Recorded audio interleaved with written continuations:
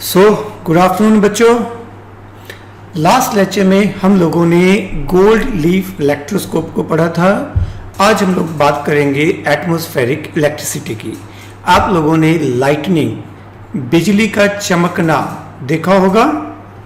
Lightning आप लोगों ने देखी है, ठीक है। जनरली हैवी क्लाउड्स के टाइम पे, ठीक है,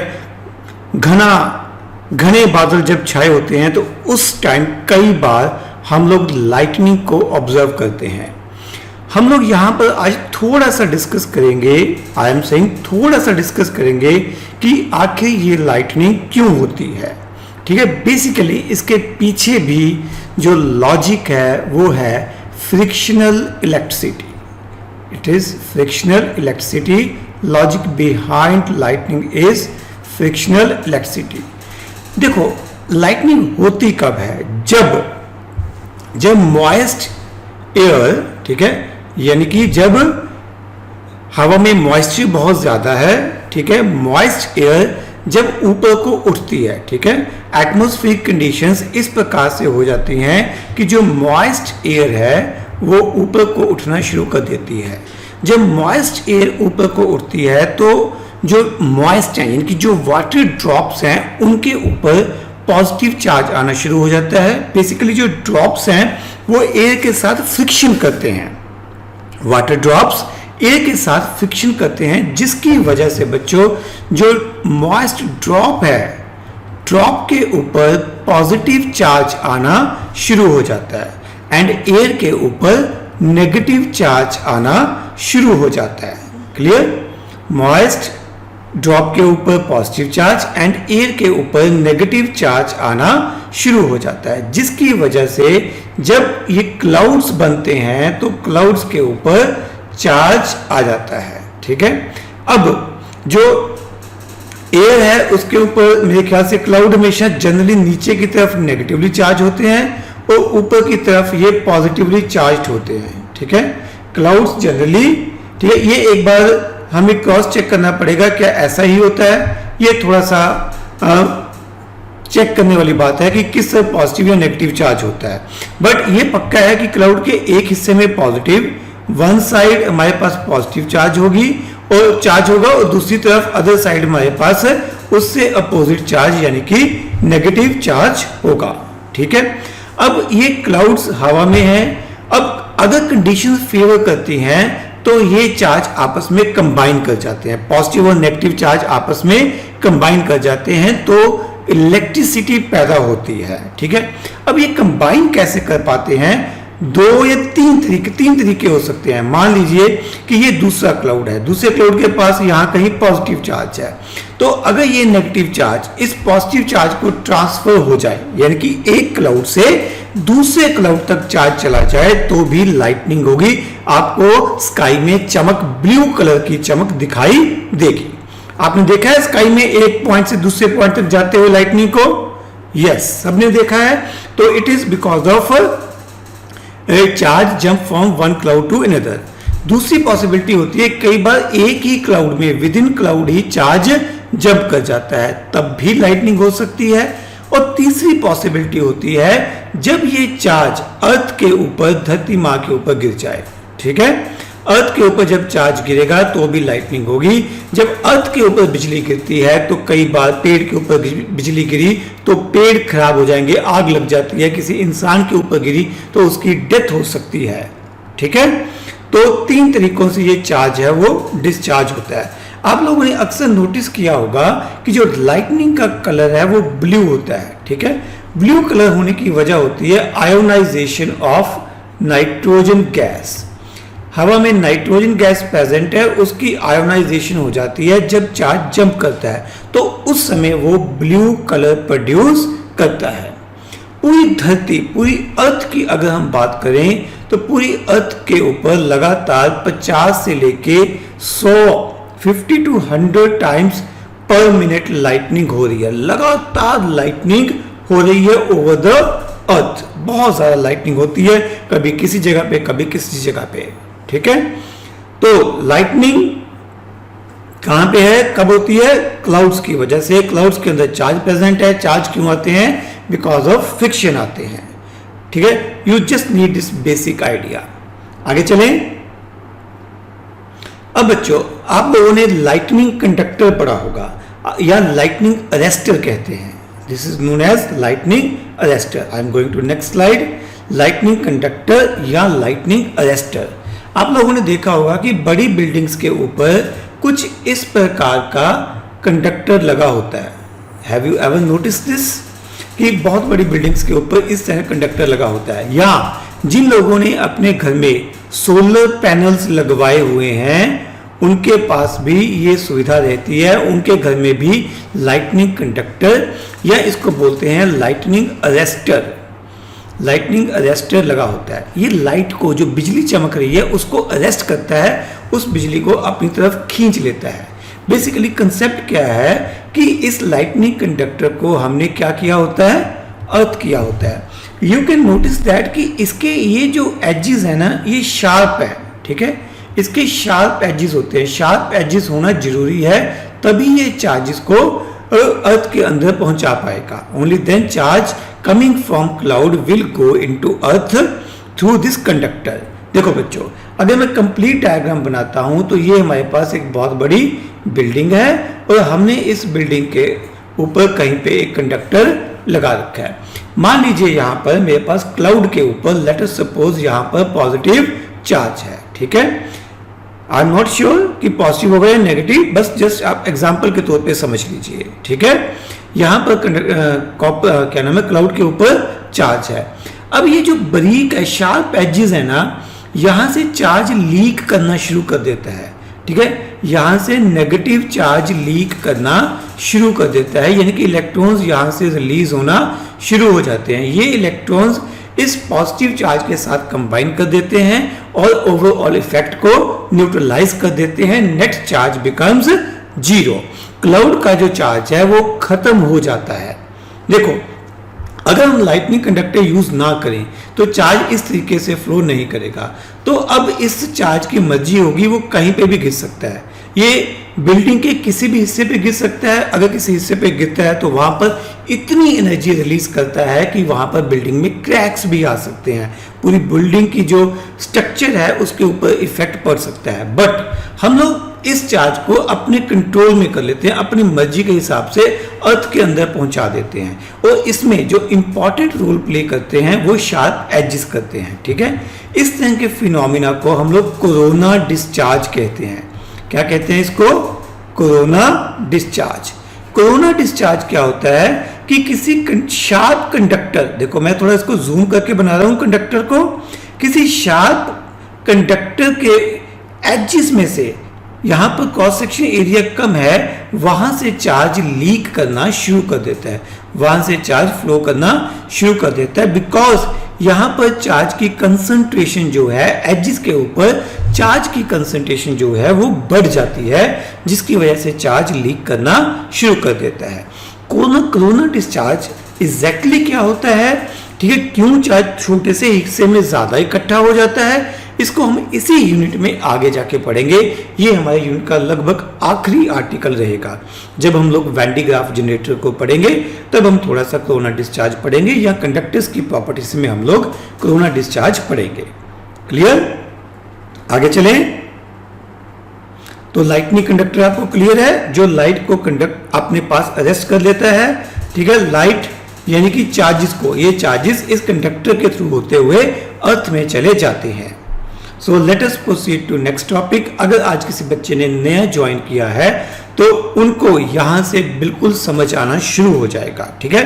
ये लाइटनिंग कंडक्टर उनको अभी समझ नहीं आया होगा, but we can start with next topic, characteristics of charge. लिखना शुरू कर दीजिए, कैरेक्टरिस्टिक्स ऑफ चार्ज। देखो बच्चों, चार्जेस आपको पता है दो तरह के चार्जेस होते हैं, positive charge and negative charge. जो चार्जेस की प्रॉपर्टीज हैं उनमें से सबसे पहली प्रॉपर्टी हमारे पास है quantization of charge. Quantization of charge का मतलब है कि चार्ज ऐसा नहीं है जितनी मर्जी अमाउंट में ले लो।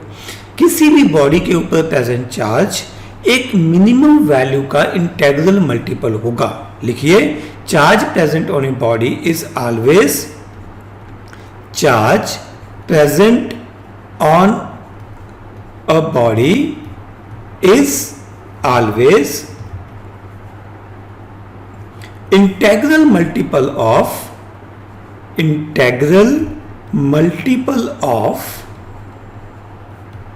minimum amount of charge. Integral multiple of minimum amount of charge.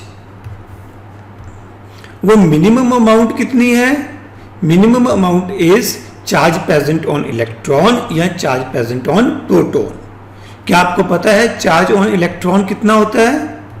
Charge on electron को आप लिखते हो -1.6 इंटू 10⁻⁻19 कूलम. ये माइनस साइन का मतलब ऐसा नहीं ऐसे इसमें से कुछ चीज को निकाल लिया गया है, ऐसा बिल्कुल नहीं है. ठीक है, इस माइनस साइन का मतलब सिर्फ इतना है कि दो टाइप्स के चार्जेस हैं ए एंड बी, तो उनमें से ये किसी एक टाइप का चार्ज है. ठीक है, तो माइनस का मतलब किसी चीज की कमी नहीं है. चार्ज ऑन प्रोटॉन, प्रोटॉन के ऊपर कितना चार्ज होता है? Equal and opposite. तो आप लिख सकते हो +1.6 इंटू 10⁻⁻19 कूलम.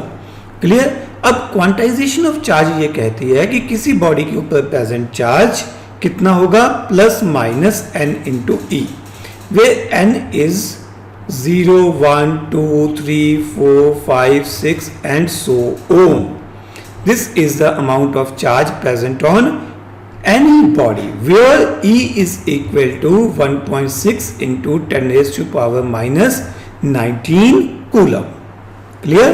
देखो बच्चों, इसका मतलब ये है कि मैं ये नहीं कह सकता कि किसी बॉडी के ऊपर प्रेजेंट चार्ज की वैल्यू 1.2e होगी. ठीक है, 1.2e नहीं होगी, ये संभव नहीं है, ये गलत है. या तो चार्ज E होगा, या 2e होगा, या 3 होगा, 3e होगा. कुछ मिनिमम वैल्यू यानी कि E का इंटेग्रल मल्टीपल होगा, फ्रैक्शन में चार्ज नहीं होगा. इसका लॉजिक बड़ा सिंपल है कि किसी बॉडी के ऊपर चार्ज आता क्यों है? चार्ज आता है because of movement of electrons. या तो एक इलेक्ट्रॉन मूव करेगा, या 2, या 4, या 10, यही होगा. अब एक इलेक्ट्रॉन के ऊपर चार्ज कितना है वो हमने यहाँ पे लिख रखा है, तो इसका मतलब यही होगा कि इसके मल्टीपल में ही चार्ज किसी बॉडी के ऊपर आएगा. But of course it may be positive और it may be negative. Is that okay? अब हम लोग ये देखते हैं, क्या हमने पहले कहीं क्वांटाइजेशन पढ़ी हुई है? क्या आपने बोहर्स एटॉमिक मॉडल पढ़ा हुआ है? यस और नो? क्या आप लोगों ने बोहर्स एटॉमिक मॉडल केमिस्ट्री में पढ़ा है? यस. तब आपने एक पोस्टुलेट पढ़ा था एंगुलर मोमेंटम का, याद है? Only those orbits are permitted in which angular momentum is integral multiple of h/2π. याद है भाई सबको? तो ये जो है ये minimum value of angular momentum है. This is minimum value of angular momentum. जिस तरह से हमने चार्ज की मिनिमम वैल्यू की बात की है, वैसे ही आप लोगों ने पहले से ही पढ़ रखा है कि एंगुलर मोमेंटम की भी कुछ मिनिमम वैल्यू होती है. And n stands for some positive number. वहां पे तो हम 1 2 3 4 5 लेते हैं, तो आप n की वैल्यू 1 2 3 4 5 ले सकते हो. यही है बच्चों. तो यहां पर आप पहले ही जो क्वांटाइजेशन ऑफ एंगुलर मोमेंटम है वो पढ़ चुके हो. This is quantization of angular momentum. Getting my point? अच्छा, ये बताओ कि क्या आप लोगों ने ग्रेविटेशन चैप्टर पढ़ा है? यस. क्या ग्रेविटेशन चैप्टर में आपको ध्यान में है कि अगर कोई प्लैनेट सन के अराउंड रिवॉल्व कर रहा है जैसे अर्थ, तो इस प्लैनेट का भी एंगुलर मोमेंटम होता है. ठीक है, this planet also has certain angular momentum. But planet की बात करते हुए हम कभी भी क्वांटाइजेशन ऑफ एंगुलर मोमेंटम की बात नहीं करते. इलेक्ट्रॉन की बात करते हुए, हाइड्रोजन एटम की बात करते हुए हम एंगुलर मोमेंटम की क्वांटाइजेशन की बात करते हैं. बट जब बॉडी बहुत बड़ी हो जाए, जब इस n की वैल्यू बहुत बहुत लार्ज हो जाए, तब हम क्वांटाइजेशन की बात बिल्कुल भी नहीं करते. ठीक है, इसका कारण क्या है कि जब एंगुलर मोमेंटम बहुत बहुत लार्ज है, वेरी वेरी लार्ज है, तो उस केस में हमें n कुछ ना कुछ मिल ही जाएगा. We will get certain integral value of n. So जो मैं पॉइंट यहां पे समझाना चाहता हूं, जो क्वांटाइजेशन ऑफ चार्ज हमने लिखा Q is equal to NE, ये भी तभी सिग्निफिकेंट है जब हम थोड़े से चार्ज की बात कर रहे हैं. 2 electron, 10 electron, 20 electron, 50 electron, 1000, 5000 electrons को हटाया लगाया. जब हम थोड़े से चार्ज की बात करते हैं तब हमारे लिए quantization of angular momentum important है. अदरवाइज जब n की वैल्यू बहुत ज्यादा हो या किसी बॉडी के ऊपर प्रेजेंट चार्ज बहुत ज्यादा हो, तब हम क्वांटाइजेशन को अगर निग्लेक्ट भी कर दें तो भी कोई फर्क नहीं पड़ेगा. अच्छा, एक एग्जांपल लेके चलते हैं. मैं कहता हूं कि किसी बॉडी के ऊपर, कैलकुलेशन आप लोग करोगे, किसी बॉडी के ऊपर 1 कूलम चार्ज है. ठीक है, कूलम चार्ज है, 1 कूलम प्लस में लिख रहा हूं. Find number of electrons removed from body. Find number of electrons removed from this body. इस बॉडी से कितने इलेक्ट्रॉन्स हटा दिए गए होंगे, कितने इलेक्ट्रॉन्स को बाहर निकाला गया होगा. आप लोग क्या करोगे बच्चों, चार्ज की वैल्यू कितनी पुट करोगे, 1 कूलम. n हमें पता नहीं, n हमें फाइंड आउट करना है. और चार्ज ऑन E की वैल्यू कितनी है हमारे पास, 1.6 इंटू 10⁻⁻19 कूलम. क्या ये कैलकुलेशन में सही है? से यस. तो यहां से n की वैल्यू कैसे लिखोगे, 1 coulomb divided bye 1.6 into 10⁻⁻19 coulomb. ये कूलम और कूलम तो भैया भगवान को प्यारा हो जाएगा. एम आई राइट? अच्छा, क्या आप इसको मैनिपुलेट कर सकते हो, थोड़ी सी कैलकुलेशन कर सकते हो. 10 इंटू 10⁻18 डिवाइडेड बाय 1.6, क्या ये सही है? क्या मैं इसको लिख सकता हूं 6.25 इंटू 10⁻18, यही बन जाएगा. Look at the value of n. भाई साहब ध्यान से देखो इसको, 10⁻18 तबाही, यानी कि 1 कूलम चार्ज देने के लिए हमें 6.25 इंटू 10⁻18 इलेक्ट्रॉन्स को किसी बॉडी में से निकालना पड़ेगा. यानी कि 1 coulomb is very very large amount of charge. Clear? 1 coulomb is very very large amount of charge. चलिए अब मैं एक एग्जांपल लेता हूं जिसमें मैं आपको समझाऊंगा कैसे हम क्वांटाइजेशन को निग्लेक्ट कर सकते हैं. जैसे मैंने अभी एग्जांपल ली थी किसकी, 1 कूलम की. अब मैं ऐसे ही एग्जांपल लेता हूं किसी और नंबर की, मान लीजिए 0.0023 कूलम. ये चार्ज है. क्या इसमें आप n की वैल्यू काउंट कर सकते हो? देखो हमें क्या चेक करना है, क्या क्वांटाइजेशन फॉलो होती है या नहीं. अगर क्वांटाइजेशन फॉलो होती है तो n क्या होना चाहिए, n मस्ट बी इंटीजर, क्योंकि n फ्रैक्शन में नहीं आ सकता. तो n पक्का से इंटीजर होना चाहिए. आप फिर से यही फॉर्मूला अप्लाई कर दीजिए, Q is equal to n into E. Charge की वैल्यू कितनी है, 0.0023. n इंटू ई की वैल्यू कितनी है, 1.6 इंटू 10⁻⁻19. ये वैल्यूज पुट करिए और बच्चों n की वैल्यू यहां पर कैलकुलेट करके देखिए. ठीक है, सॉल्व करिए, जल्दी करिए. ठीक है, पेन वेन उठा लिया कीजिए, सुस्ती मत डाला करिए, जल्दी जल्दी लिखिए. n की वैल्यू आपके पास यहां से क्या आएगी, क्या ये आपके पास कोई इंटीजर आएगी? Check it out. देखो बच्चों मैंने एक रैंडम वैल्यू लिख दी n चार्ज की 0.0023, देखने में शुद्ध फ्रैक्शन लग रहा है. बट अगर यहां पर मैं क्वांटाइजेशन को निग्लेक्ट कर सकता हूं, या यूं कह लो कि बड़े चार्ज के लिए क्वांटाइजेशन को अगर मैं निग्लेक्ट कर सकता हूं तो n मेरे पास डेफिनेटली इंटीजर आना चाहिए. आप लोग चेक कर लो, मैंने अभी अभी कैलकुलेशन इसकी की है and I got this value 1.4375 into 10⁻16. Okay, अब देखो अगर मैं इसको लिखना चाहूं तो क्या मैं इसको ऐसे लिख सकता हूं, क्या ये सही है? बोलो भाई लोगों, यस नो? यस, ये बिल्कुल सही है। तो क्या ये इंटीजर है? यस। तो यही तो क्वांटाइजेशन है, यानी कि अगर मैं चार्ज इतना बड़ा लेता हूं, देखो 1 कूलम चार्ज बहुत बड़ा चार्ज है, उसका मैंने छोटा सा हिस्सा लिया 0.0023 कूलम, ये भी अभी बहुत बड़ा चार्ज है। मैं कुछ भी वैल्यू पुट करूंगा, मेरे पास कोई ना कोई n इंटीजर आ ही जाएगा। आप लोग घर जाके ये ट्राई कर सकते हो, आप कोई भी वैल्यू पुट करके देखो, आपके पास n की वैल्यू डेफिनेटली इंटीजर आ जाएगी, जिसका मतलब ये होगा कि अगर चार्ज की वैल्यू ज्यादा है तब हम क्वांटाइजेशन को निग्लेक्ट कर सकते हैं। क्लियर? आगे चलें। अब क्वेश्चन ये आता है कि क्या E से छोटा चार्ज संभव है? Can we have a charge less than E? Less than E charge, क्या ये संभव है? Answer is yes. E से छोटा चार्ज भी दुनिया में एग्जिस्ट करता है। ठीक है, ये सब एटॉमिक पार्टिकल्स हैं। एटम से छोटे इलेक्ट्रॉन्स, प्रोटॉन्स, न्यूट्रॉन्स, ये जो प्रोटॉन, न्यूट्रॉन्स, इलेक्ट्रॉन्स जिन पार्टिकल्स के मिलके बने हुए हैं, हम उन पार्टिकल्स की बात कर रहे हैं। ठीक है, इनके नाम होते हैं अप, डाउन, ठीक है, चार्म, ठीक है, स्ट्रेंज, टॉप, बॉटम।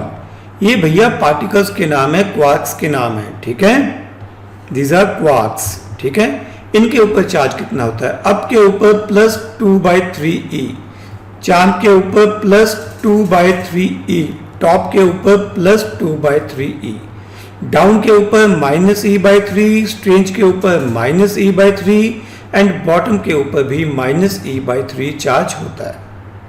ठीक है, अब हम लोग अपने डिस्कशन में सिवाय इन 5 मिनट के इसके बाद कभी इनकी बात नहीं करेंगे। कारण क्या है कि ये जो पार्टिकल्स हैं ये फ्री एग्जिस्ट नहीं करते हैं। ठीक है, ये कॉम्बिनेशन में ही एग्जिस्ट करते हैं। दिस एग्जिस्ट इन कॉम्बिनेशन, ये इंडिपेंडेंट एग्जिस्ट नहीं करते, इसलिए हम लोग E/3 2E/3 की बात नहीं करते। यहां पर मैं एक एग्जांपल लेता हूं। मान लीजिए बच्चों, मेरे पास 2 अप और 1 डाउन मिल जाता है।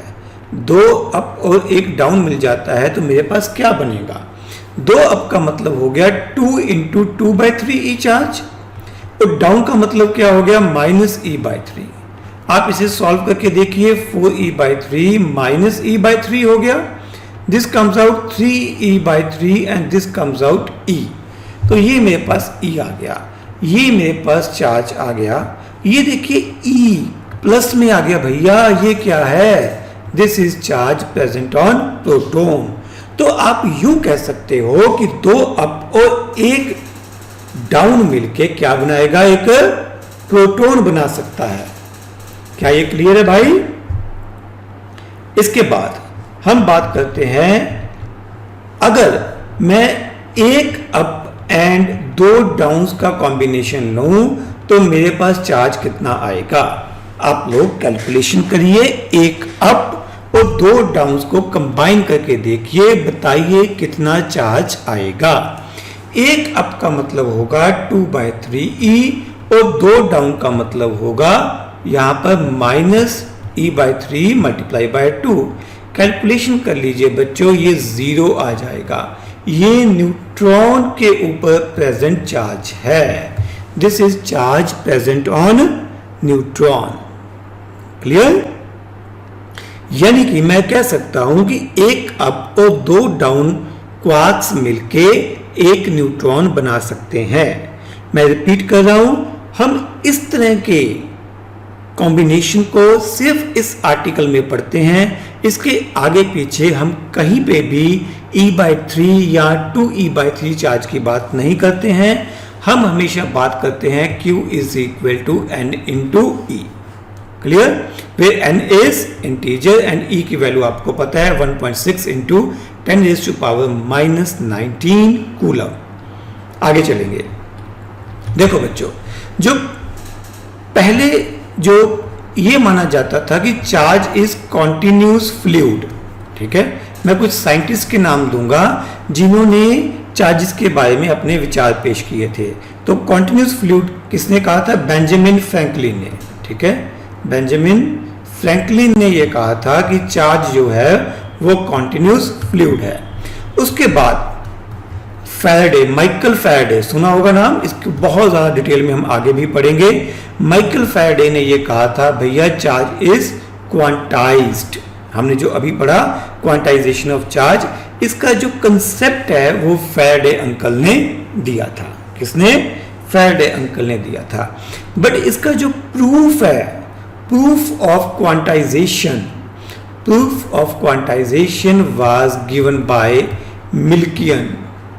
ठीक है, इसका बड़ा फेमस एक्सपेरिमेंट है मिल्कियन ऑयल ड्रॉप एक्सपेरिमेंट। ठीक है, oil drop experiment.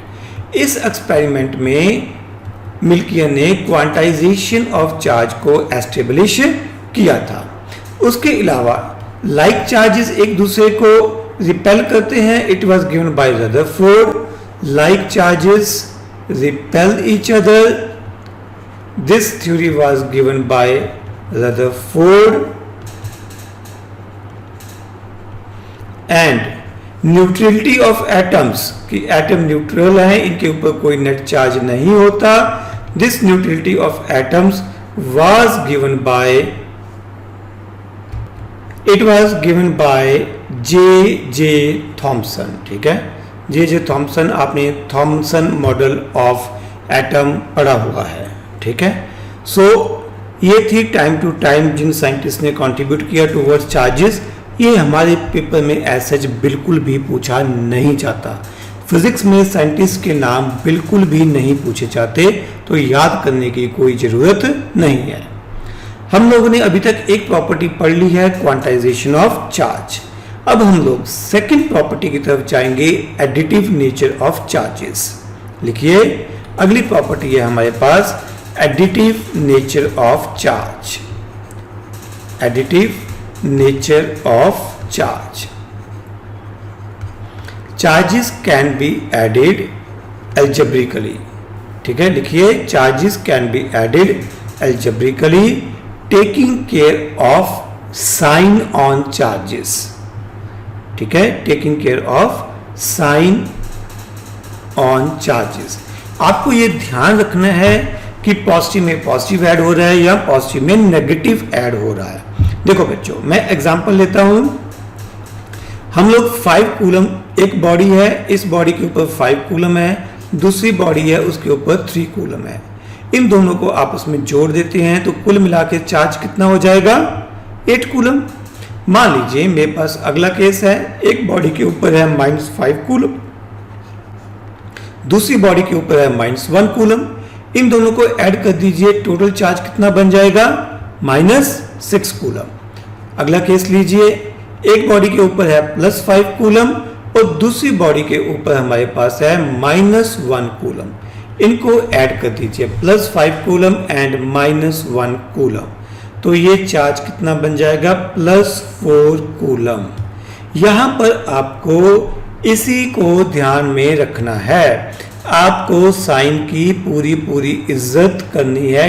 With due respect sign आप चार्जेस को ऐड कर सकते हो। This behaviour is different from mass. Mass में क्या होता है, 2 बॉडीज हैं, एक 5 किलो की, एक 2 किलो की। इनको अगर जोड़ दोगे तो हमेशा मास क्या होगा? Mass will increase, mass will increase. ठीक है, बट जब यहां पर हमने चार्जेस को ऐड किया तो चार्जेस इंक्रीज करने की जगह डिक्रीज करके, तो चार्जेस में इंक्रीज और डिक्रीज, ठीक है, डिपेंडिंग अपॉन कि उनकी सेम नेचर है या उनकी अपोजिट नेचर है। क्या ये क्लियर है? अगली प्रॉपर्टी की तरफ चलें। Next property is conservation of charge. Next property is conservation of charge. लिखिए, charge can neither be created nor be destroyed in isolation. Charge can neither be created, neither जो मर्जी कह लो, nor be destroyed, created nor be destroyed in isolation. In isolation का मतलब है कि अकेला पॉजिटिव या अकेला नेगेटिव चार्ज, इसको ना तो हम पैदा कर सकते हैं और ना ही इस चार्ज को हम लोग खत्म कर सकते हैं. Charge can be produce, charge को पैदा भी किया जा सकता है, चार्ज को खत्म भी किया जा सकता है, but that can be done in combination. Combination का मतलब है कि जितना पॉजिटिव चार्ज पैदा होगा उतना ही नेगेटिव चार्ज भी साथ में पैदा होगा. अकेला पॉजिटिव चार्ज या अकेला नेगेटिव चार्ज पैदा नहीं किया जा सकता, डिस्ट्रॉय नहीं किया जा सकता. मेरे पास सबसे पहले एग्जांपल है glass rod and silk cloth की. Glass rod and silk cloth, ये दोनों को रब किया गया. एक कपड़े के सिल्क क्लॉथ आना था यहाँ पर. सिल्क क्लॉथ को ग्लास रॉड के साथ रब किया. ग्लास रॉड के ऊपर भैया कितना चार्ज आएगा, पॉजिटिव या negative? It should be positive. Glass rod के ऊपर पॉजिटिव चार्ज आएगा और सिल्क क्लॉथ के ऊपर नेगेटिव चार्ज आएगा. अब जितना यहाँ पर पॉजिटिव चार्ज आएगा उतना ही सिल्क क्लॉथ के ऊपर नेगेटिव आएगा. ये दोनों डेफिनेटली इक्वल एंड अपोजिट ही होंगे. चार्जेस क्यों पैदा हुए हैं? Because of movement of electrons from glass rod to silk cloth. ये दोनों अमाउंट इक्वल एंड अपोजिट होगी. देखो बच्चों, शुरू में glass rod and silk cloth दोनों क्या थे, न्यूट्रल. इनके ऊपर नेट चार्ज कितना था, 0. ठीक है, इनको आपस में रब किया गया. जब आपस में रब किया गया तब भी नेट चार्ज की वैल्यू 0 रहेगी. जितना प्लस क्यू चार्ज होगा उतना माइनस क्यू चार्ज होगा, जिसका मतलब फ्रिक्शन के बाद नेट चार्ज अभी भी 0 रहेगा. This is known as conservation of charge. ठीक है, ऐसे ही हम एक और एग्जांपल ले सकते हैं, दैट इज कॉल्ड एनहिलेशन. ठीक है, दैट इज कॉल्ड एनहिलेशन. ठीक है, एनहिलेशन का जो डिक्शनरी मीनिंग होता है वो होता है कंप्लीट डिस्ट्रक्शन, पूरी तरह से तबाह हो जाना, कंप्लीट डिस्ट्रक्शन. ठीक है, दो पार्टिकल्स हैं बेटा यहाँ पर, एक इलेक्ट्रॉन और दूसरा पॉजिट्रॉन. ठीक है, ये है इलेक्ट्रॉन, दूसरे पार्टिकल का नाम क्या है, positron. Positron is basically anti particle of electron.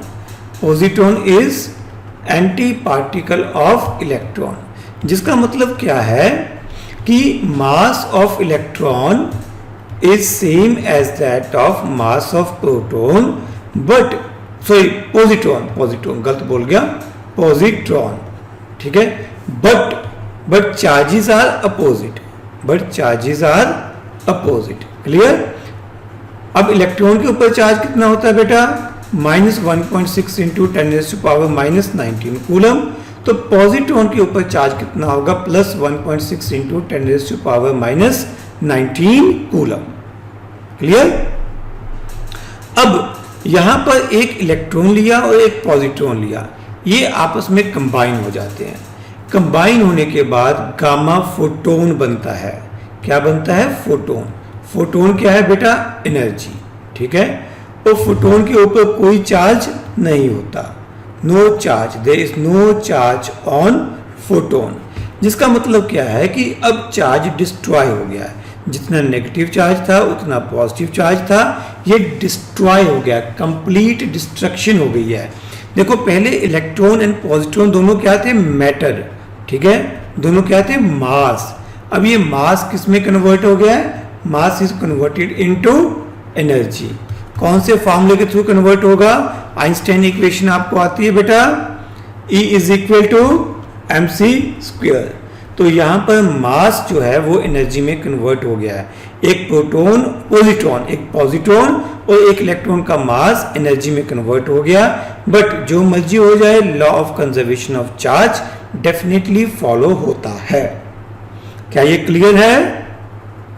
चलिए, बिल्कुल इसके अपोजिट एक और एग्जांपल होती है, that is known as pair production. लिखो, अगली एग्जांपल है हमारे पास पेयर प्रोडक्शन. ये बिल्कुल इसका उल्टा प्रोसेस है। पेयर प्रोडक्शन में क्या होता है, चार्जेस पैदा होते हैं। बेसिकली क्या होता है, एक न्यूक्लियस है, ठीक है, इस न्यूक्लियस के पास क्या आता है, फोटोन आता है, ठीक है, ठीक है, और इस फोटोन की जो एनर्जी है, फोटोन को h लिख सकता हूं, ये एनर्जी 1.02 इलेक्ट्रॉन वोल्ट से ज्यादा होनी चाहिए, ये उसके बराबर। कितनी लिखी मैंने एनर्जी, ठीक है, कम से कम ये 1.02 इलेक्ट्रॉन वोल्ट होनी चाहिए।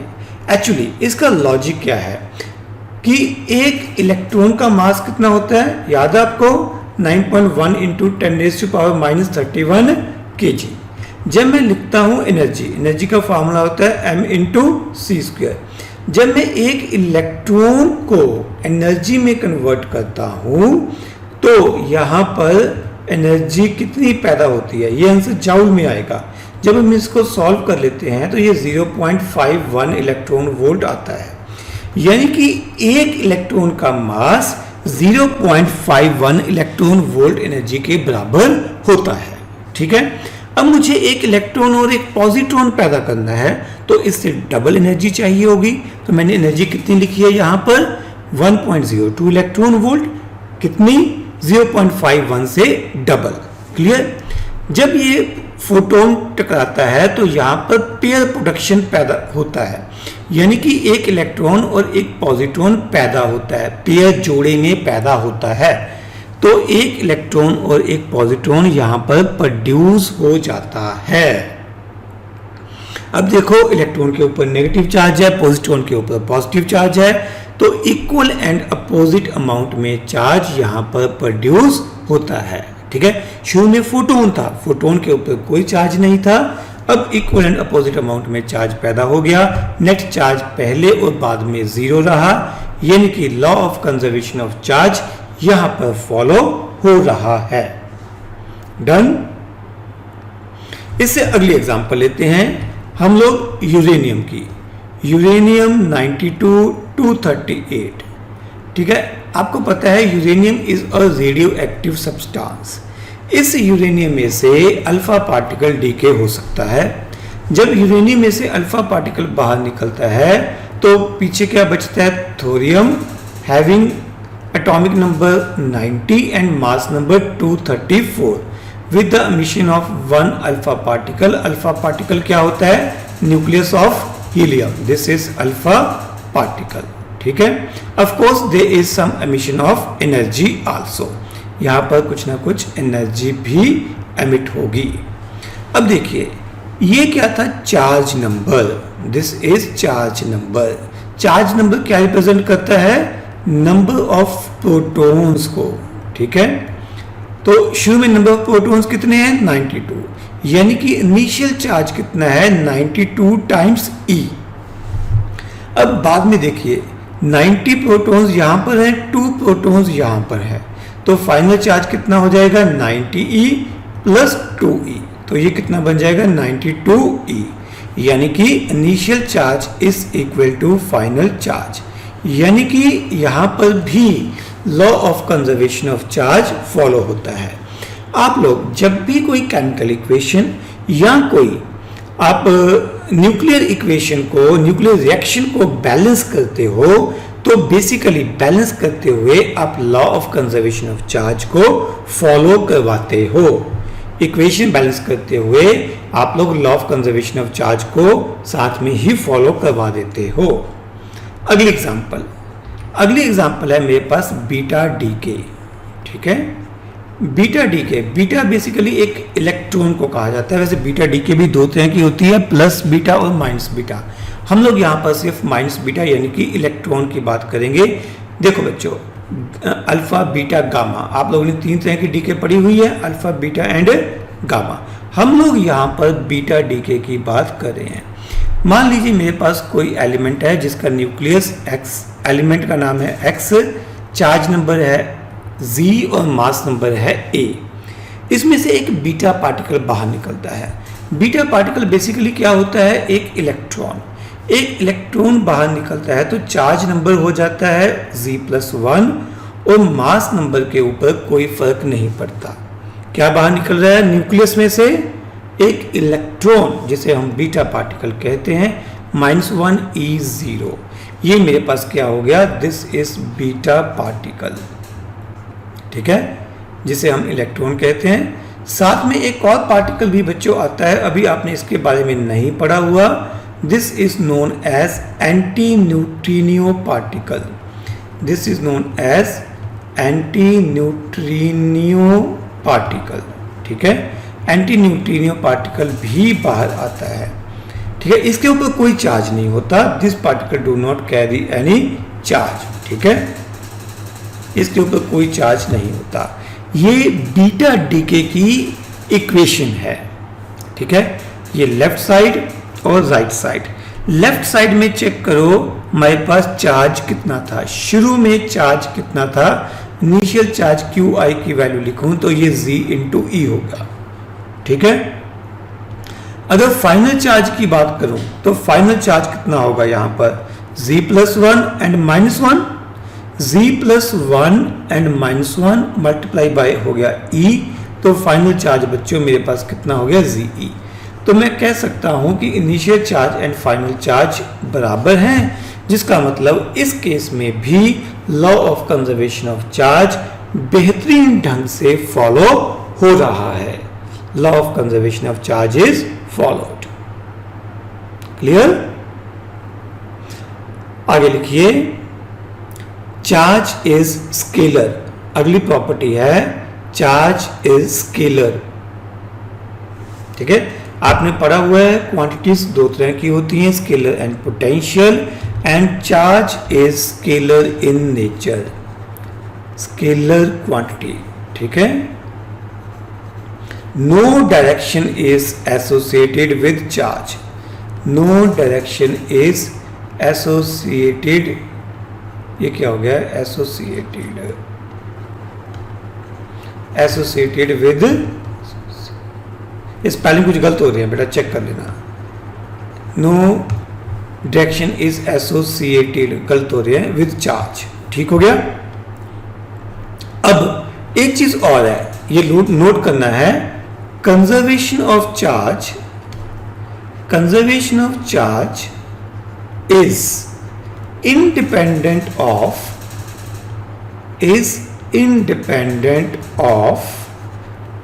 scalar nature, is independent of scalar nature।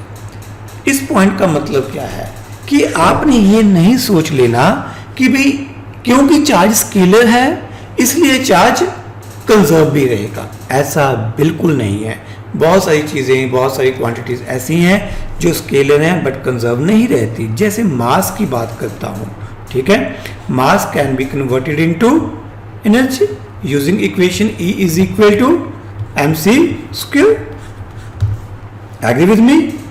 तो यहां पर मास को है डिस्ट्रॉय किया जा सकता है, तो मास कंजर्व नहीं है बट मास स्केलर है। मास इज नॉट कंजर्व्ड, ठीक है, because mass can be converted into energy. Mass is not conserved but scalar quantity, but is a scalar quantity, ठीक है, क्योंकि मास को हम लोग एनर्जी में कन्वर्ट कर सकते हैं। तो इसका मतलब ये बिल्कुल भी नहीं है कि अगर कोई क्वांटिटी स्केलर है तो वो पक्का से कंजर्व होगी, ऐसा नहीं होता। चलिए आगे, नेक्स्ट लिखिए, charge on a body does not depend upon frame of reference. अगली प्रॉपर्टी लिखिए, charge on a body does not depend upon frame of reference. Charge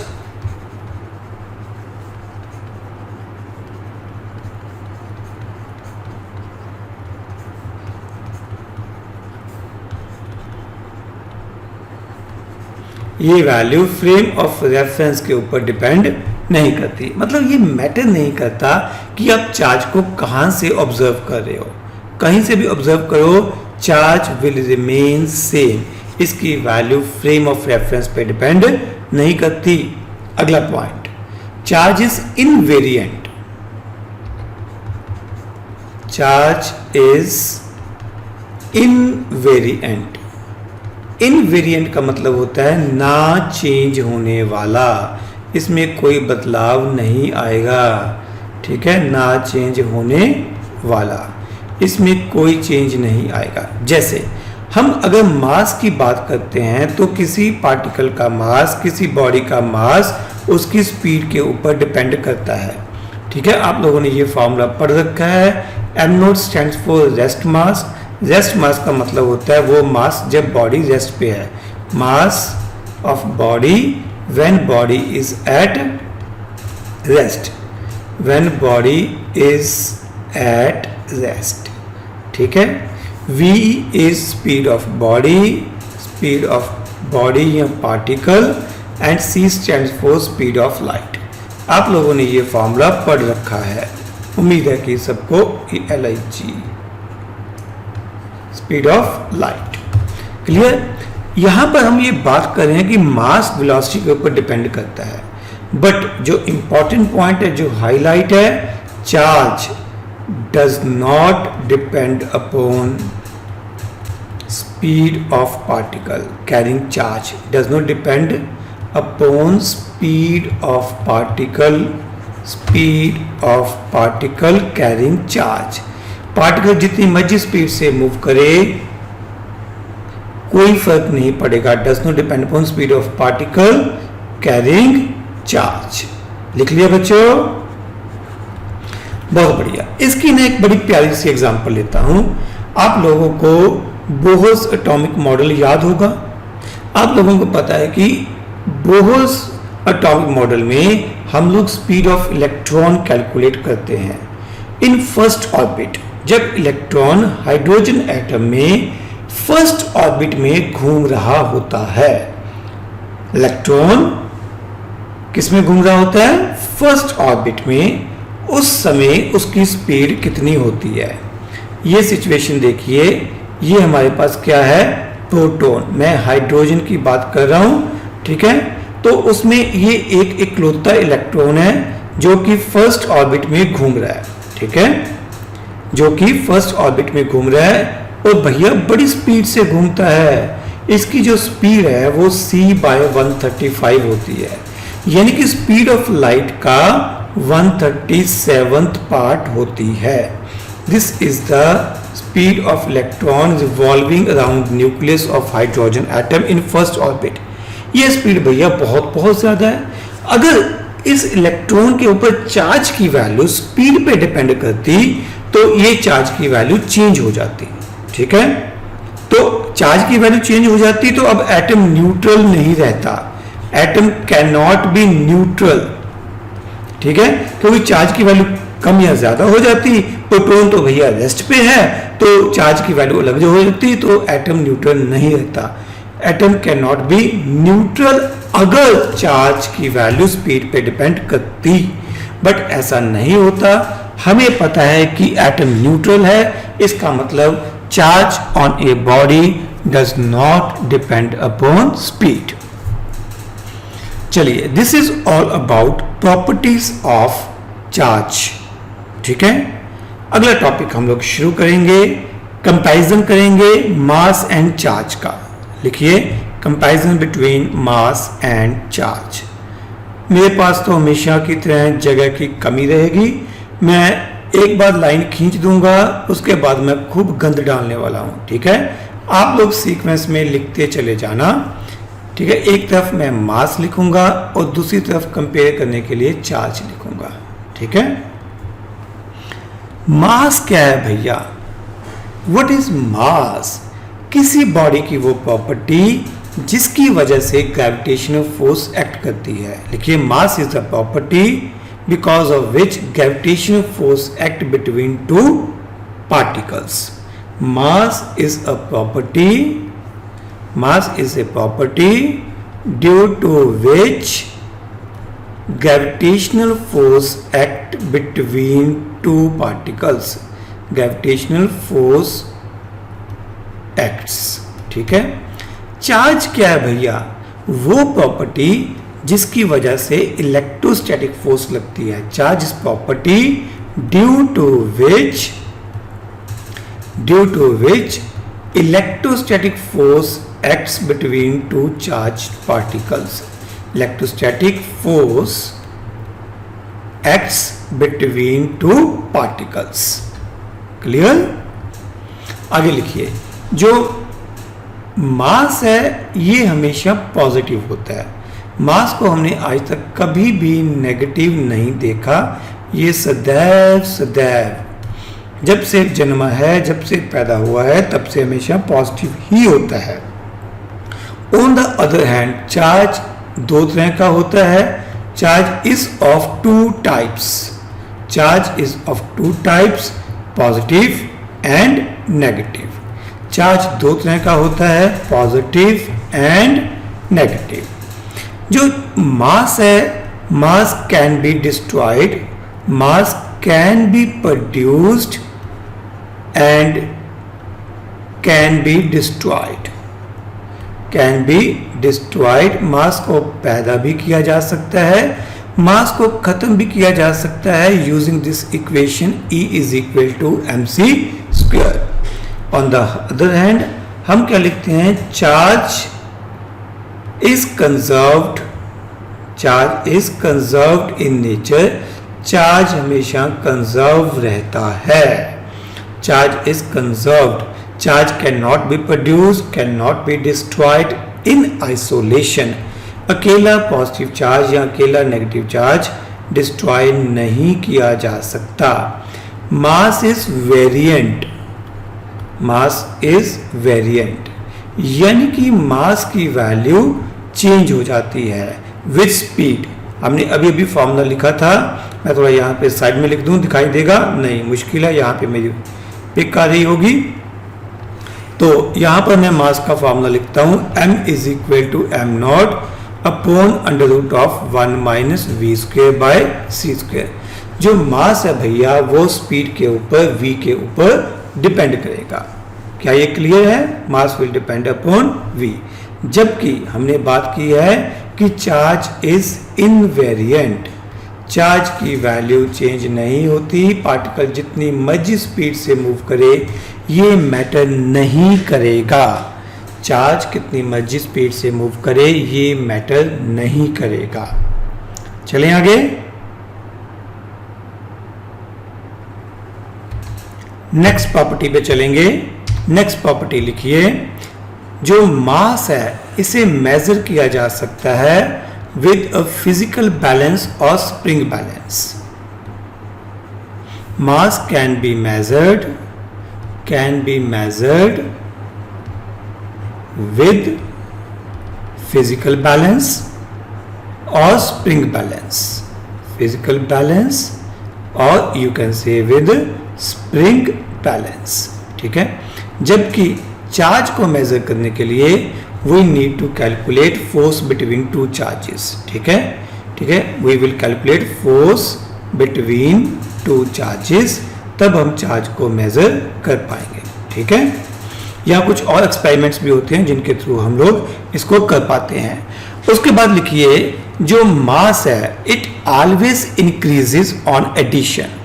mass always increases, mass always increases on addition. जब भी add करेंगे 5 kilogram plus 7 kilogram 12 gram, mass हमेशा बढ़ेगा। Charge के बारे में क्या लिखोगे?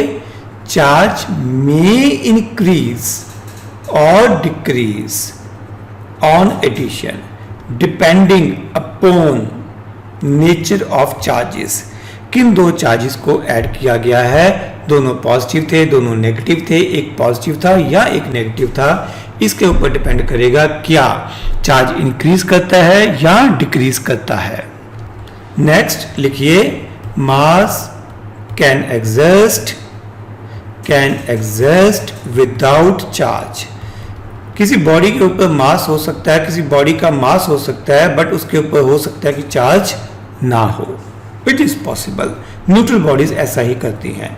जबकि charge can not exist, charge can not exist without mass.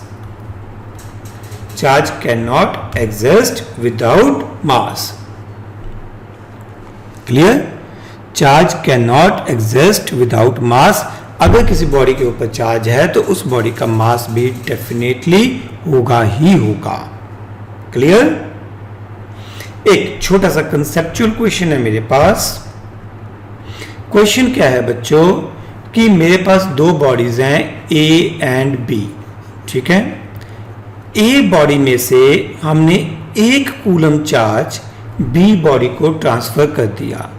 1 coulomb of charge is transferred from body A to body B. Question is find mass lost by body A. Body A का mass कितना कम हो गया, या आप ये भी कह सकते हो mass gained by body B.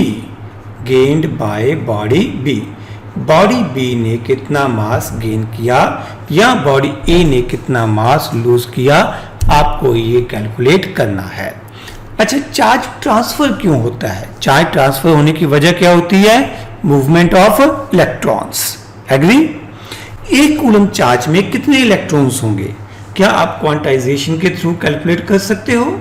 क्या आप क्वांटाइजेशन का फॉर्मूला लगा के ये देख सकते हो कि कितने इलेक्ट्रॉन्स बॉडी ए से बॉडी बी पे गए होंगे?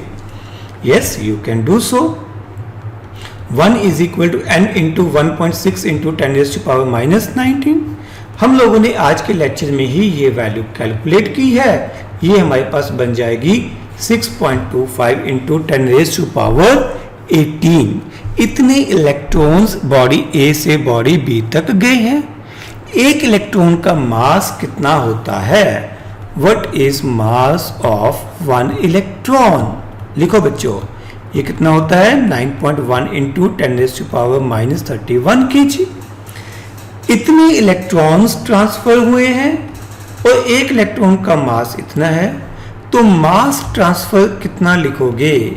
What is the amount of mass transferred in this case? कितना मास बॉडी ए से बॉडी बी तक गया है? कैसे कैलकुलेट करोगे भैया? इन दोनों को मल्टीप्लाई कर दोगे। सिंपल यूनिटरी मेथड लगा डालो। इसे लगा डाला तो लाइफ झिंगा लाला। ठीक है, लगा डालो। इनको भैया करो मल्टीप्लाई। 6.25 multiply by 9.1। आपकी सेवा में ये काम मैं कर देता हूं।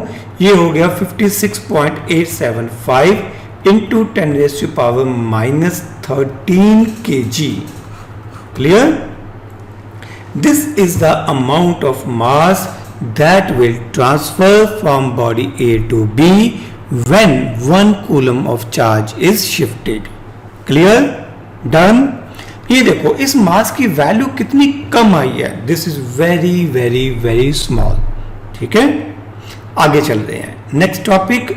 एंड यहां से हमारी दमदार फिजिक्स शुरू होती है। यहां से हमारा एक्चुअल चैप्टर शुरू होता है। We are going to discuss coulomb's law. ठीक है, this is basic law of electrostatics. इस मूवमेंट से लेके हम जितना भी अगला 1 महीना पढ़ेंगे, उन सब में कहीं ना कहीं कैसे न कैसे करके कूलम लॉ घुस ही जाना है। ठीक है, कूलम लॉ बेसिकली एक ऐसा लॉ है जो कि 2 चार्जेस के बीच में फोर्स कितनी लगती है ये बताता है। What is the amount of force acting between 2 charges. But ये ध्यान रखना है कि जो कूलम्स लॉ है ये सिर्फ एक एक्सपेरिमेंटल लॉ है। This is just an experimental law. ठीक है, इसका कोई थ्योरेटिकल जस्टिफिकेशन नहीं है। There is no theoretical justification to this law. ठीक है, हम इसे किसी भी थ्योरेटिकली जस्टिफाई नहीं कर सकते। ठीक है, ये सिर्फ और सिर्फ एक्सपेरिमेंटल लॉ है।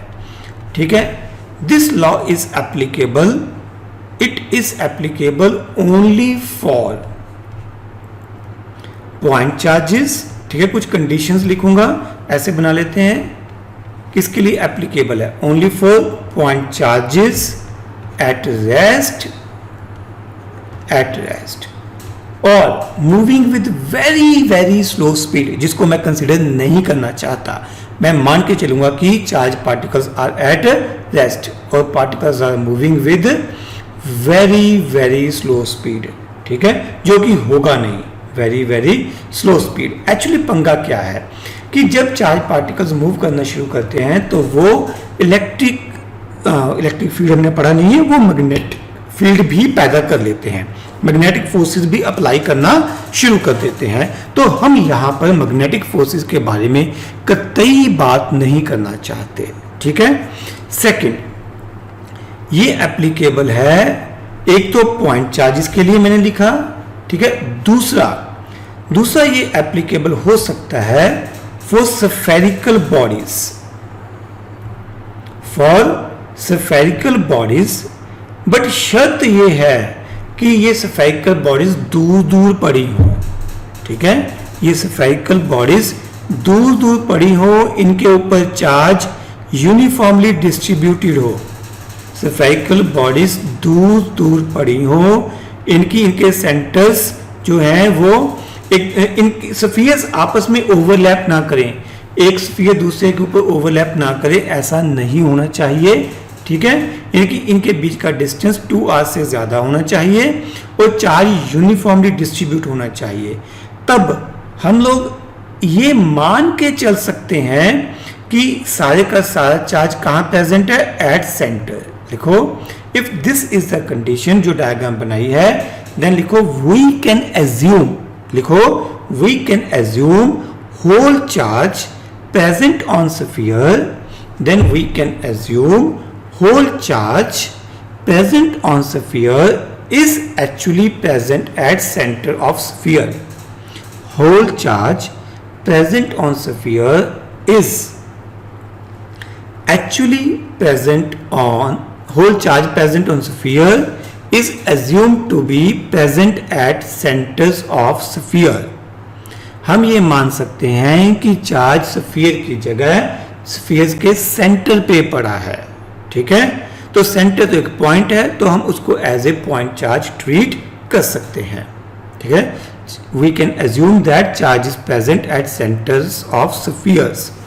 ये ध्यान देना बच्चों, ये जो लॉ है ये बड़ी लंबी मार करता है, यानी कि इसकी जो एप्लीकेशन है 10⁻⁻15 मीटर से लेके 10⁻+18 मीटर तक तो स्टडी की जा चुकी है। ये मस्त लगता है, इनके बड़े कम डिस्टेंस में भी और बहुत लार्ज डिस्टेंस में भी, सब जगह भाई साहब ये एप्लीकेबल है।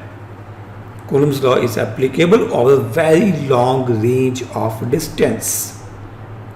चलिए अब हम बात करते हैं कि आखिर कूलम्स लॉ है क्या, इसकी स्टेटमेंट क्या है। लिखिए, according to Coulomb's law, force between 2 point charges, force between 2 point stationary charges, force between 2 point stationary charges is directly proportional to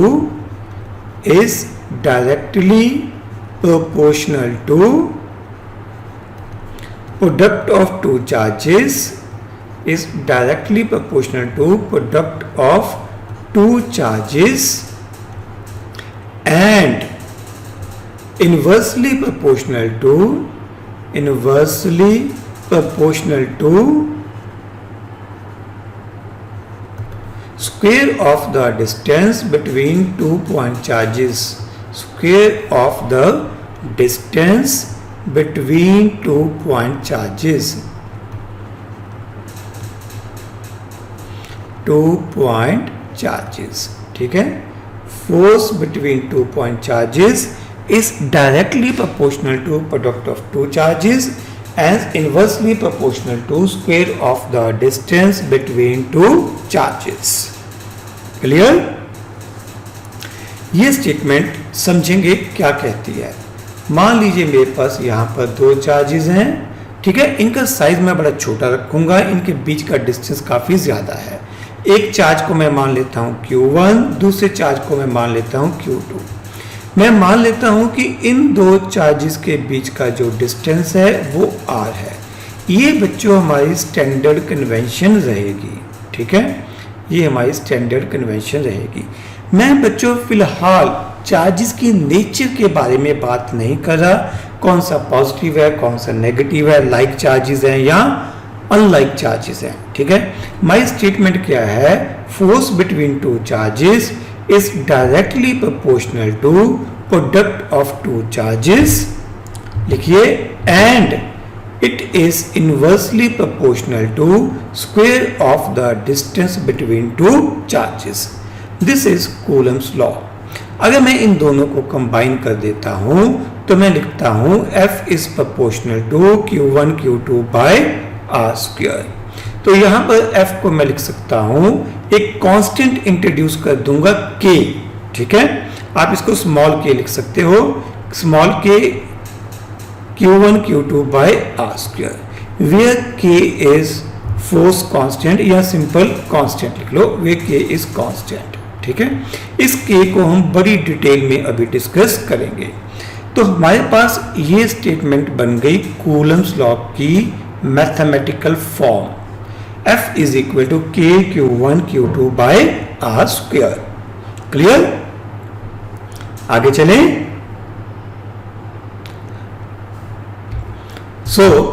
इसकी अब डिटेल डिस्कशन शुरू करेंगे। हमने अभी अभी क्या लिखा, F is equal to K into Q1 Q2 by R square, okay. अब ये जो K है, जो कांस्टेंट है, इसकी वैल्यू दो चीजों पे डिपेंड करती है। It depends upon two factors, one is medium of charges को कौन से मीडियम में रखा गया है, हवा में रखा गया है, पानी में रखा गया है, माइका के अंदर रखा गया है, चार्जेस को कहां पे रखा गया है, मीडियम। दूसरा यूनिट्स चूजन, हमने कौन से यूनिट्स सिलेक्ट किया है उसके ऊपर इस K की वैल्यू डिपेंड करेगी, ठीक है। दो फैक्टर्स हैं, एक मीडियम और दूसरा यूनिट्स। मैं शुरुआत करता हूं जब मैं बात करूंगा SI यूनिट्स की, ठीक है, एंड मीडियम मैं लूंगा फ्री स्पेस यानी कि वैक्यूम, ठीक है, फ्री स्पेस या जिसे हम लोग कहते हैं वैक्यूम। अगर ये सिचुएशन हो, SI यूनिट्स हो और मीडियम फ्री स्पेस हो, तो उस केस में K की वैल्यू क्या बनती है, 1/4 पाई एप्सिलॉन नॉट, ठीक है। ये E नहीं है बच्चों, ध्यान से देखो, ये एप्सिलॉन है, C लिख के उसके अंदर एक लाइन खींच दो, ये बन गया एप्सिलॉन। आप लोगों ने अल्फा बीटा गामा सुना है, alpha beta gamma, theta zeta phi psi, तो ये सारे ग्रीक अल्फाबेट्स हैं। तो ये एप्सिलॉन भी हमारे पास बच्चों ग्रीक अल्फाबेट है, एप्सिलॉन नॉट, ठीक है, ये ग्रीक अल्फाबेट हो गया, हटा रहा हूं इसको, एप्सिलॉन को। एक्चुअली इस एप्सिलॉन नॉट का जो नाम है, जो टेक्निकल भाषा में नाम है, ये तो ग्रीक अल्फाबेट था, एप्सिलॉन बोला, ठीक है, बट ये रिप्रेजेंट करता है, this present absolute permittivity of free space, absolute permittivity of free space लिखो, या एब्सोल्यूट परमिटिविटी ऑफ वैक्यूम। अब पंगा क्या है सर, ये परमिटिविटी क्या होती है जी, ये नया स्यापा क्या आ गया। परमिटिविटी है हमारे पास, ये है रिप्रेजेंट करती परमिशंस को, परमिशन से वर्ड आया है, ठीक है। ये है एक ऐसा कांस्टेंट जो बताता है कि चार्जेस को आपस में इंटरेक्ट करने की कितनी परमिशन है, ठीक है। जितना ये इनवर्सली प्रोपोर्शनल है, जितना ये ज्यादा होगा उतनी परमिशन कम होगी। Higher the value of permittivity, लिखो absolute permittivity represent permission granted by medium, permission granted by medium for interaction of charged particles, permission granted by medium for interaction of charged particles, ठीक है। higher the value of permittivity, higher the value of permittivity, lesser is the permission, that is less electrostatic force will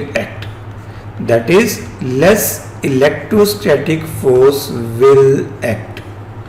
ठीक है, less electrostatic force will act, come force act करेगी।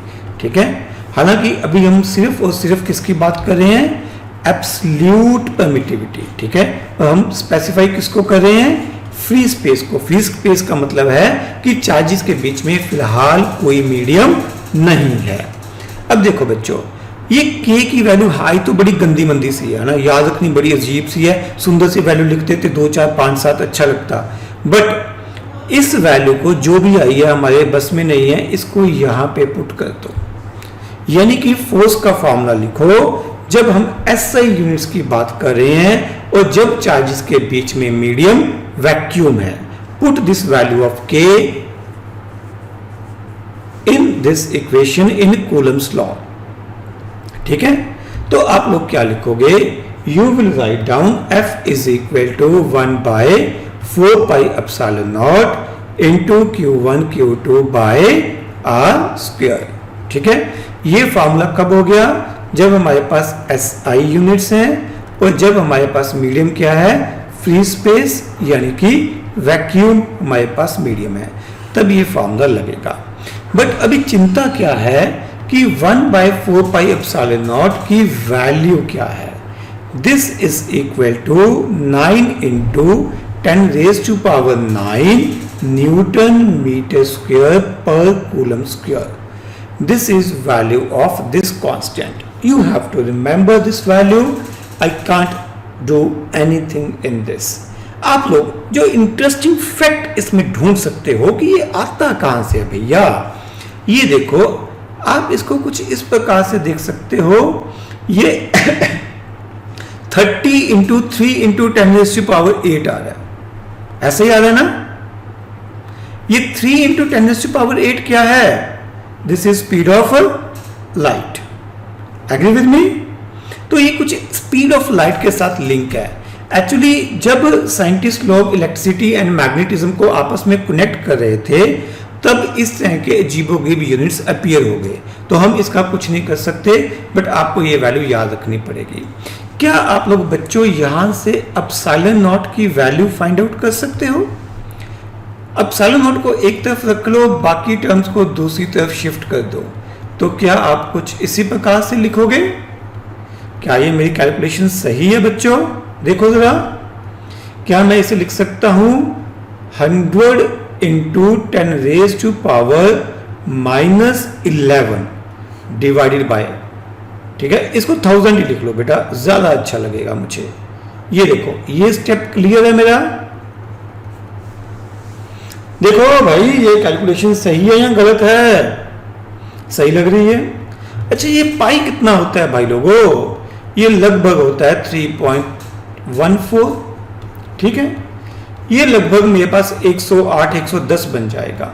On calculation I will get this value 8.854 into 10⁻⁻12। अब बात है भैया, इसके units क्या लिखोगे? आप लोग एप्सिलॉन नॉट के यूनिट्स लिख सकते हो क्या? लिख के देखिए। देखिए, एप्सिलॉन नॉट के यूनिट्स हम लोग इस फॉर्मूले से लिख सकते हैं। हम लोगों को डायमेंशंस तो आता ही है, तो we can try this. Epsilon nought को एक तरफ रख लो और बाकी सब कुछ शिफ्ट कर दो भाई लोग दूसरी साइड में। तो क्या ये कहानी कुछ इस प्रकार से बन जाएगी? क्या ये ठीक किया मैंने? ओके, देखो भैया, जो 4 पाई है ये तो यूनिटलेस क्वांटिटी है। ठीक है, अगर मैं लिखना चाहूं यूनिट्स ऑफ एप्सिलॉन नॉट को कहते क्या हैं? Absolute permittivity of free space या वैक्यूम। तो फोर्स के लिए हो जाएगा पर न्यूटन, चार्ज के लिए coulomb multiply by coulomb divided by metre square. तो ये क्या बन जाएगा? Coulomb square per newton per metre square. यही बन जाना चाहिए। तो ये बन गए यूनिट्स ऑफ एप्सिलॉन नॉट। और इसकी वैल्यू कितनी आई बच्चों? 8.854 इंटू 10⁻⁻12। क्लियर? अब अगला स्टेप है भैया, आप लोग इसका डायमेंशनल फॉर्मूला लिखिए। Dimensional formula of epsilon not. Next step is dimensional formula of epsilon not. देखो हमने एप्सिलॉन नॉट को अभी अभी क्या लिखा था? 1/4πf Q1 Q2 by R square. ठीक है। अब जब मुझे डायमेंशनल फॉर्मूला लिखना है तो क्या करूंगा? 4π तो डायमेंशनलेस क्वांटिटी है, तो फोर्स का डायमेंशनल फॉर्मूला याद है आपको? mLT-2। चार्ज का dimensional formula A into T. A ampere current को रिप्रेजेंट करता है। ठीक है। A इंटू टी, आपको करंट की डेफिनेशन याद होगी, चार्ज अपॉन टाइम। तो चार्ज की वैल्यू क्या बन गई? I इंटू टी, और करंट के लिए A और टाइम के लिए T हो गया। R है डिस्टेंस, तो ये L स्क्वायर हो गया। तो क्या आप लोग यहां से एप्सिलॉन नॉट का डायमेंशनल फार्मूला कैलकुलेट कर सकते हो? क्या आप में है इतना दम? बोलो भाई, लिख डालो। क्या लिखोगे यहां पर? m की पावर कितनी हो गई? -1। ये l की पावर है 3, ऊपर चली जाएगी तो -3। t चेक करो, t की पावर -2 ऊपर आके +2 हो जाएगी, ये टोटल +4 हो जाएगा, multiply by a square. Check it out. क्या ये सही है?